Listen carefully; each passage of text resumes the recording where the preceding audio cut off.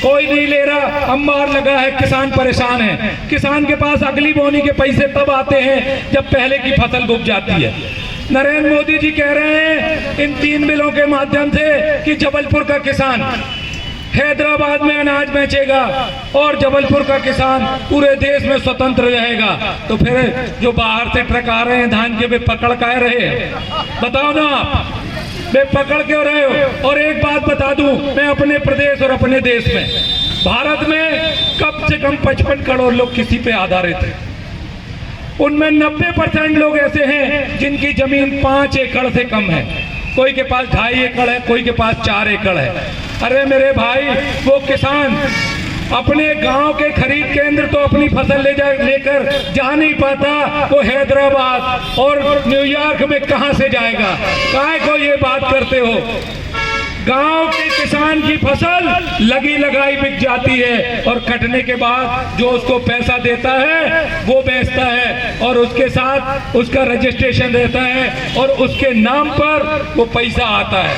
ये मौलिक व्यवस्था है। क्योंकि मैं किसान परिवेश से जुड़ा हुआ आदमी हूँ, तो भैया आप ऐसा क्यों कर रहे हैं? अच्छा, पनागर में कृषि उपज मंडी है।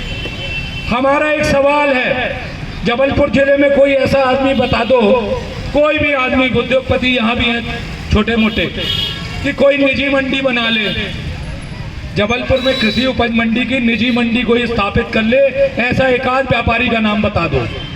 पूरे देश में वे 2 ही लोग बनाएंगे, जिनने ट्रेन खरीदी, जिनने ONGC खरीदा, जिनने BSNL खरीदा, जिनने सारी चीजें खरीदते जा रहे हैं, एक के बाद एक सारे डिपार्टमेंट खरीदते जा रहे हैं। BSNL के टावर पे जियो का टावर है, लेकिन BSNL का आज क्या स्थिति है? सड़क पे है, कर्मचारियों को पेमेंट देने की, तनख्वाह देने के लिए पैसा नहीं है। ये BSNL की स्थिति हो गई। ONGC हर साल प्रॉफिट मेकिंग संस्था थी, जिस कम से कम 10 से 15 हजार करोड़ रुपए हर साल भारत सरकार को राजस्व में देती थी। उसको बेचने की क्या जरूरत पड़ गई? मैं रिलायंस के पेट्रोल पंपों में देख रहा हूँ कि हर जगह लिखता है कि और पेट्रोल पंप से 1 रुपए 2 रुपए कम। अरे भैया, सरकार से कम कैसे दे दोगे?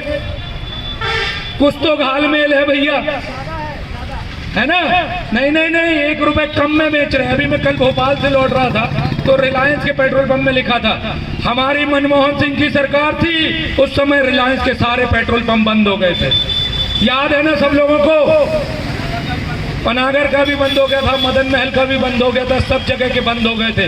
अब ऐसा क्या पड़ गया कि हर जगह रिलायंस, हर जगह रिलायंस, ये सरकार रिलायंस की होती जा रही है। तो सारी संस्थाएं आज की डेट में, सारी न्यायपालिका से लेके जितनी भी संस्थाएं हैं अपनी, सारी संस्थाओं पे प्रेशर है। मीडिया तो बिक गई है, चैनल में वो ही आता है जो अमित शाह चाहता है, चैनल में वो ही आता है जो सरकार चाहती है। सत्य नहीं दिखा रहे कि पनागर में कितने लोग बैठे हैं, ये नहीं दिखाएंगे।